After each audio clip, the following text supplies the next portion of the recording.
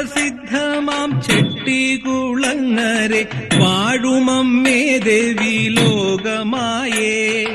ഭക്തിയോടമ്മതൻ ആഗമത്തിൻ കഥ പാടുവാൻ നാവിൽ വിളങ്ങിടേണേ. തന്നന്ന താനന്ന തന്നാനേ താനന്ന താനന്നേ തന്നാന തന്നന്ന താനന്ന തന്നാനേ താനന്ന താനന്നേ തന്നാന. പണ്ടു യോഗീശ്വരന്മാരവർ 4 പേർ ഇണ്ടലോടെത്തിക്കൊടുങ്ങല്ലൂരിൽ. സന്താപമെല്ലാം അകറ്റുവാനമ്മയെ സന്തതം വാഴ്ത്തി തപസ്സിരുന്നു.